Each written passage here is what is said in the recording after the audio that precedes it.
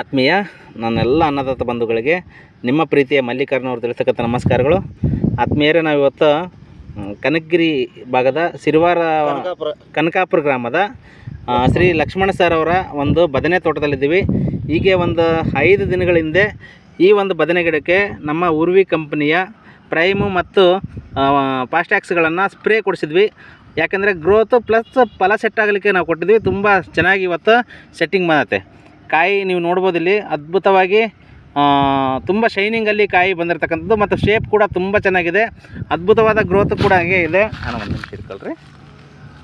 ನೀವಿಲ್ಲಿ ಅದೇ ಥರ ಗಿಡದ ಬೆಳವಣಿಗೆ ಕೂಡ ನೋಡ್ಬೋದು. ನೀವಿಲ್ಲಿ ಚೆನ್ನಾಗಿ ಕೊಲೆಗಳು ಬಂದಿರತಕ್ಕಂಥದ್ದು ನೋಡಿರಿ.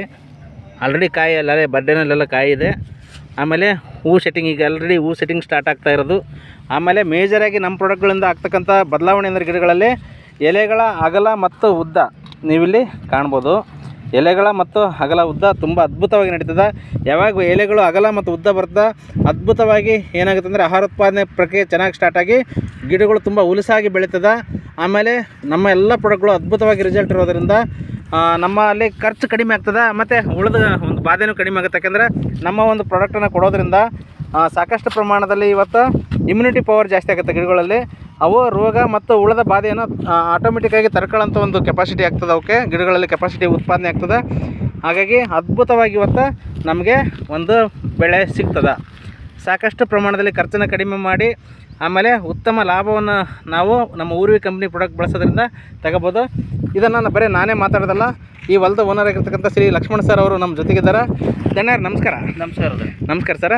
ಈ ಒಂದು ನಮ್ಮ ಸ್ಪ್ರೇ ಕೊಟ್ಟಿವಲ್ಲ, ಅದಕ್ಕಿಂತ ಮುಂಚೆ ನಿಮ್ಮ ತೋಟ ಹೇಗಿತ್ತು, ಈಗ ಏನಾಗಿ ಬದಲಾವಣೆ ಆಯಿತು ಸರ್? ಇಲ್ಲ ಸರ್, ಇದಕ್ಕೆ ಮುಂಚೆ ಏನಾಗ್ತಿತ್ತು ಅಂದ್ರೆ ಸರ್, ಅದು ಒಂದು ಹುಳ ಉಜಿ ಹುಳ ಟೈಪ್, ಅದು ಹುಳ ಕಾಣಂಗಿಲ್ಲ.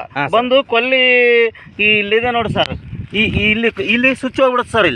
ಇಲ್ಲಿ ಸ್ವಿಚ್ ಹೋಯ್ತು ಅಂದ್ರ ಇದು ಕೊಲ್ಲಿ ಇಲ್ಲಿಂದ ಇತ್ತಾಗ ಸತ್ ಬಿಡೋದು. ಇದು ಇದ್ರೊಳಗೆ ಹುಳ ಬೆಳಿತಿತ್ತು ಸರ್. ಹೌದು, ಹುಳ ಬೆಳಿತಿತ್ತು. ಅದಕ್ಕೆ ಮಾರ್ಕೆಟ್ ನಲ್ಲಿ ಒಬ್ರು ಕನಗಿರಿ ಅವರು ರೆಡ್ಡಿ, ಯಾರು ರಾಮರೆಡ್ಡಿ ಸರ್, ಅವರು ನಾನು ತರಕಾರಿ ಒಯ್ತಿದ್ದೆ, ಅವರು ಬದ್ನಿಕಾಯಿ ತರ್ತಿದ್ರಲ್ಲ ಹೋದ ವರ್ಷ, ಭೇಟಿ ಆಗಿದ್ರು. ನೋಡ್ರಿ, ಬದ್ನಿ ಗಿಡದೊಳಗ ನಾನು ಭಾಳ ಲಾಸ್ ಆಗಿಬಿಟ್ಟಿನಿ, ನೀವು ಒಳ್ಳೆ ಚಲೋ ಪೀಕ್ ತೆಗದಿರಲ್ಲ, ಯಾವ್ದು ಎಣ್ಣೆ ಹೊಡೆದಿರಿ ಅಂತ ಕೇಳಿದೆ ನಾನು. Okay sir. ಇಲ್ಲ, ಅದಕ್ಕೊಬ್ರು ಅದಾರ, ಅವ್ರನ್ನ ಕರೆಸಿ ತಗೊಂಡ್ ಹೊಡೆದಿ, ನನಗ ಮಾಹಿತಿ ಇಲ್ಲ ಅಂದ. ನಾನು ಇದಕ್ಕೂ ಮುಂಚೆಗೆ ಈಗ ಬದ್ನಿ ಗಿಡ ಐತಲ್ರಿ, ಇದು ಅರ್ಧ ಎಕರೆ ಐತಿ ಸರ್. ಈ ಅರ್ಧ ಎಕರೆ ಹೊಲ ಬದ್ನಿ ಗಿಡ ಹಚ್ಚಿ 1,80,000 ಲಾಭ ತಗೊಂಡಿದ್ದೆ ಸರ್. Okay sir. ಓಕೆ. ಅದು ಮುಗಿದಿಂದ ಮಳೆ ವರ್ಷ ಏನ್ ಮಾಡಿದೆ, ನನಗೆ ಇರೋದು 2 ಎಕರೆ, ಇಲ್ಲಿ 2 ಎಕರೆ ಬದ್ನಿ ಗಿಡ ಹಾಕಿದೆ. 2 ಎಕರೆ ಬದ್ನಿ ಗಿಡ ಹಾಕಿ ಏನ್ ಮಾಡಿದೆ, ಅದು ಯಾವ್ದು ಎಣ್ಣೆ ಹೊಡೆದಿದ್ದೆ ಮೊದಲು ಅದನ್ನೇ ಹೊಡೆದೆ, ಒಳ್ಳೆ ಕಂಟ್ರೋಲ್ ಆಗ್ಲಿಲ್ಲ. 2 ಎಕರೆ ಹೊಲಕ್ಕೆ ಅರ್ಧ ಎಕರೆ ಹೊಲದಾಗ 1,80,000 ಉಳಿಸ್ಕೊಂಡಿ ನಾನು. 2 ಎಕರೆ ಮತ್ತೆ ಮುಂದಿನ ಸಲ ಜಾಸ್ತಿ ಆಗತ್ತಂತ ಆಸೆ ಪಟ್ಟು ಹಾಕಿದೆ. ಹಾಕಿ ಸುಡುಗಾಡು ಟ್ರಸಾರ್ ಗಿಸಾರ್ ಯಾವ್ಯಾವುದೇ ತಂದು ಹೊಡೆದೆ. 80,000 ಎಣ್ಣೆ ಹೊಡೆದೆ. 80,000 ಎಣ್ಣೆ ಹೊಡೆದು ನಡ ಅಂತ ಬಂತು ಬೆಳೆ.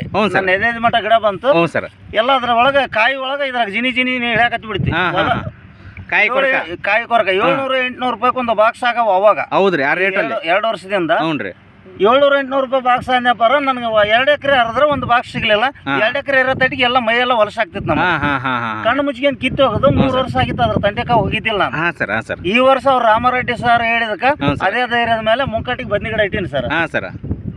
ಆಮೇಲೆ ನೀವು ಸ್ವಲ್ಪ ದಿವಸ ಬರ್ಲಿಲ್ಲ, ಬರ್ತು ಬರ್ಲಿಲ್ಲ. ಹೌದು. ಆಮೇಲೆ ಆಲ್ರೆಡಿ ನಾನು ಟ್ರಸಾರ್ ತಂದಿದ್ದೆ, ನೀವು ಬಂದ್ರಿ.